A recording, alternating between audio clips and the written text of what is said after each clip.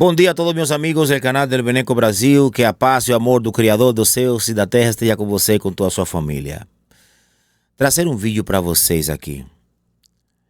Vou reagir, melhor dizer, a uma entrevista dada pelo advogado do Donald Trump à CNN. Foi algo um tanto quanto prazeroso, confesso a vocês, tá?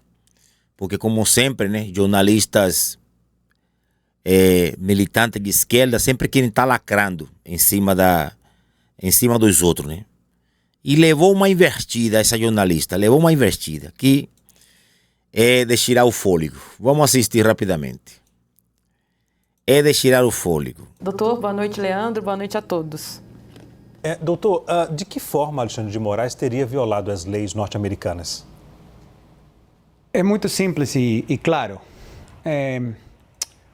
O ministro do Supremo tem 3 caminhos para assistência judicial nos Estados Unidos e para fazer cumprir uma ordem judicial brasileira nos Estados Unidos.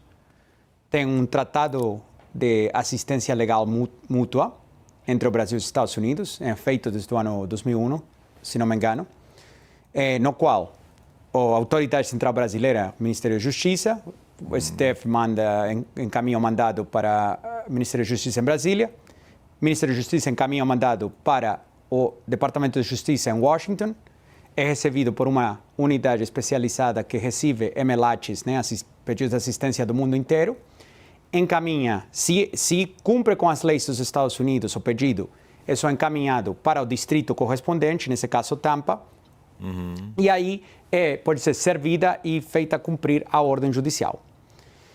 Esse é o principal caminho e o mais comum que é utilizado em todas as investigações criminais. Também tem a Convenção da Haia e também tem um sistema que é utilizado menos em investigações criminais, que é cartas rogatórias. Okay. Então você tem 3 caminhos juridicamente válidos com consentimento do governo dos Estados Unidos para fazer isso. O que acabou acontecendo aqui foi que o gabinete do ministro, primeiro, se aproximou aos ex-advogados brasileiros da Rumble no Brasil e, pelo que foi informado a nós, demandou que esses advogados sejam recontratados pela Rumble para o propósito de receber o mandado sigiloso. Sim. Eu não vejo isso como algo válido. A Rumble não tem presença nenhuma no Brasil. Não tem funcionários, não tem operações, não tem negócios, não tem contas bancárias. É online, né? Nenhum papel no Brasil. E após essa jogada não ter sido exitosa, o gabinete do ministro simplesmente encaminhou um e-mail ao endereço de e-mail legal@rumble.com, que se encontra na Flórida. Infelizmente, isso não é uma forma válida de fazer cumprir uma ordem judicial brasileira nos Estados Unidos. Isso que dispara esses assuntos de soberania digital que estamos falando. Por quê? Porque a ordem, como foi descrita no complaint, né, na denúncia no Fórum Federal em Tampa, demanda que a Rumble aplique medidas de censura sobre uma pessoa que não tem sido identificada, mas que é residente dos Estados Unidos. Então, você está demandando que uma empresa americana, sem operações nem contatos com o Brasil, censure as contas de um residente dos Estados Unidos, por razões que não foram explicadas, mas você pode chegar às suas próprias conclusões. E também foi solicitado que a Rumble bloqueie o fluxo de fundos desde a Rumble e desde todos os contribuidores, quem faz propaganda, etc., com essas contas, para o usuário. Ou seja, cortar o fluxo de fundos de uma empresa americana a um usuário residente nos Estados Unidos. Então, para propósito da lei, um usuário americano, qualquer pessoa que se encontra fisicamente dentro do território nacional dos Estados Unidos, está protegida pela Constituição dos Estados Unidos. Porém, aplica a primeira emenda. O mais preocupante disso é que essa pessoa já teve um pedido de extradição pelo ministro, que foi recusado pelo governo dos Estados Unidos. E após isso, fazer um e-mail mandando um mandado por e-mail com certas ameaças que vocês podem se imaginar, estão descritas na denúncia, mas se não é cumprido em 2 horas, você pagará uma multa de X, você será, vamos apagar o serviço no Brasil de forma não especificadas. Então, uma série de ameaças. Se esses mandados tivessem sido feitos pelo Emelati, também é extremamente provável, quase certeza absoluta, que teriam sido recusados pelo governo dos Estados Unidos. Então, essa é a grande questão. E isso foi o que disparou a Trump Media e a Rumble acionar o processo para falar a censura para aqui, a censura para nossa fronteira. Ok. Ou seja, ilegalidades flagrantes contra empresas americanas. Que não é o ponto do Brasil, é contra empresas americanas, entende? Ou seja, a legislação brasileira não ampara o Alexandre de Moraes a fazer o que ele tem feito nos últimos 4 anos. Aliás, a censura não é nem pela Constituição brasileira, rapaz. O direito de opinar, de opinião, está especificada nas cláusulas pétreas da Constituição. Ou seja, não pode ser mudado aquilo ali. O direito à liberdade de expressão está explícito na Constituição. E aí vem um ministro do Supremo Tribunal Federal que não foi eleito por ninguém, além de censurar todo mundo aqui no Brasil, todo mundo, mexer com quem hoje em dia comanda os Estados Unidos. É brincadeira, velho. Vamos lá. Okay. A Edilene Lopes também participa da nossa entrevista. Eu vou começar com a Jussara. Agora vem a investida fenomenal que o advogado Donald Trump deu na jornalista militante de esquerda, que é a mesma coisa o tempo todo. Agora, Jussara. Doutor, obrigada aqui pela presença, pela entrevista. Chama muita atenção que essa ação ela foi apresentada logo depois que a Procuradoria-Geral da República apresentou a denúncia contra o ex-presidente Jair Bolsonaro e outras 33 pessoas aqui no Brasil. Há uma relação entre esses 2 fatos? Zora, sabe o que chama mais atenção para mim? Aí. Que os rumores sobre a denúncia do ex-presidente Bolsonaro era que ia ser apresentada na sexta-feira dessa semana. Então, eu te faço uma pergunta. Por que foi adiantada? Não, eu quero saber, perguntei ao senhor se há uma relação entre esses fatos. Eu estou fazendo a pergunta ao senhor. De nossa perspectiva, não. Não há por que preparar uma denúncia como a que a gente preparou para entrar em Tampa demora dias. E como vocês devem saber de outros casos, os prazos que impor as ordens do ministro são extremadamente apertados. Então a gente teria que e teve que começar a planejar para entrar com essa ação muitos dias antes. Edilene? Pronto, respondido. Doutor Martim, mais uma vez, muito obrigada pela entrevista. Eu queria saber se outras ações nesse sentido também estão sendo preparadas por vocês aí nos Estados Unidos. Em quanto tempo nós teremos a primeira resposta dessa ação protocolada hoje aí? O próximo passo que é possível que a gente avance é entrar com um pedido de uma liminar. Porque as ordens ameaçam com o seguinte, ameaçam com que você tem certo prazo ou vai forçar um shutdown, né, apagar o serviço. Agora, tem acontecido no passado? Agora se prepare, meu querido. Agora se prepare que a invertida vem com tudo. Se prepare. Doutor, obrigada aqui pela presença, pela entrevista. Chama muita atenção que essa ação ela foi apresentada logo depois que a Procuradoria-Geral da República apresentou a denúncia contra o ex-presidente Jair Bolsonaro e outras 33 pessoas aqui no Brasil. Há uma relação entre esses 2 fatos? Zora, sabe o que chama mais atenção para mim?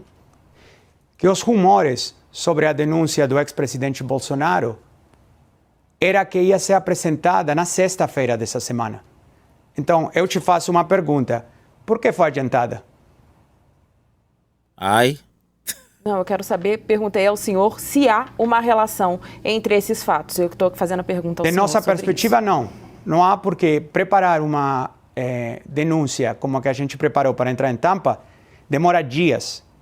E como vocês devem saber de outros casos, os prazos que impor as ordens do ministro são extremadamente apertados. Então a gente teria que e teve que começar a planejar para entrar com essa ação muitos dias antes. sim. Edilene? Tá respondido. Doutor Martim, mais uma vez, muito obrigada pela entrevista. Eu queria saber se outras ações nesse sentido também estão sendo preparadas por vocês aí nos Estados Unidos. Em quanto tempo nós teremos a primeira resposta dessa ação protocolada hoje aí? O próximo passo que é possível que a gente avance é entrar com um pedido de uma liminar. Porque as ordens ameaçam com o seguinte, ameaçam com que você tem certo prazo ou vai forçar um shutdown, né, apagar o serviço. Agora, tem acontecido no passado que quando apagar um serviço é forçado através de terceiros, né, não, obviamente não voluntariamente pela Rumble, Sim. isso pode desestabilizar a plataforma de uma forma global, o qual pode levar a problemas para Truth Social e Trump Media e outros, às quais a Rumble presta serviço. Né? Doutor Martim, perdão interrompê-lo. A liminar se refere a quê? A liminar se refere a que nenhuma empresa nos Estados Unidos que seja intimada a cumprir com ordens judiciais que não vão pelos 3 canais que eu expliquei, sejam proibidas de cumprir com as ordens do ministro se são empresas nos Estados Unidos. Okay. E também pedindo que a Corte americana declare que a Rumble não precisa cumprir com essa ordem, com esse mandado do ministro. Essa liminar deve ser apresentada quando? Essa liminar vai ser apresentada quando? Pergunta da Edilene. Em breve. Não posso, não quero me adiantar, mas será apresentada em breve. Agora, doutor Martim, já aconteceu lá atrás algum caso semelhante nos Estados Unidos de um ministro, um juiz de um outro país determinar uma ordem? Essa pergunta foi sumamente importante. Prestem bastante atenção. Já está terminando o vídeo. Deixa eu voltar um pouquinho aqui. Essa pergunta foi, assim, o ápice da entrevista. Vamos lá. Aperta o play, DJ. Em breve. Não posso, não quero me adiantar, mas será apresentada em breve. Agora, doutor Martim, já aconteceu lá atrás algum caso semelhante nos Estados Unidos de um ministro, um juiz de um outro país determinar uma ordem nos Estados Unidos? Esse caso já aconteceu lá atrás ou é a primeira vez? Isso é até uma forma de fazer com que a justiça norte-americana consiga entender qual será o passo, quais serão os passos num caso como esse, é isso? Um norte para a justiça agir daqui para frente em outros processos envolvendo outros países? É uma pergunta muito interessante. Sim. A gente não achou precedentes de uma situação similar. Olha isso. Então, na história dos Estados Unidos recente, que a gente pôde identificar até agora, não identificamos nenhum outro caso no qual um ministro ou um juiz estrangeiro encaminha mandados diretamente a empresas americanas sem cumprir com os canais oficiais para que as autoridades americanas deem o consentimento àqueles mandados. Olha a gravidade. Não conhecemos outro caso assim. Ok, nós conversamos com o advogado Martim de Luca, que representa Donald Trump no processo contra o ministro Alexandre de Moraes. Eu agradeço a presença e a disponibilidade em falar conosco aqui da CNN. Obrigado, doutor. Obrigado. Nós que agradecemos. Meus amigos. Advogado do Trump emparelhou a turma de esquerda, jornalistas, né, militantes de esquerda. E falou ali um ponto quase que improvável, né? Digamos assim. O jornalista foi fazer a pergunta para ver se ele conseguia de alguma forma, né, tirar uma informação que pudesse, pelo menos, ter algum histórico, né? De algum juiz, de algum outro país fazer procedimentos ilegais da forma como o Alexandre de Moraes fez, e não existe. Na história dos Estados Unidos, pelo menos na história recente, né, um processo deste de forma ilegal contra os Estados Unidos, contra empresas americanas. Companheiro. O homem cavou profundo, viu? Ele vai colher, Deus é maior.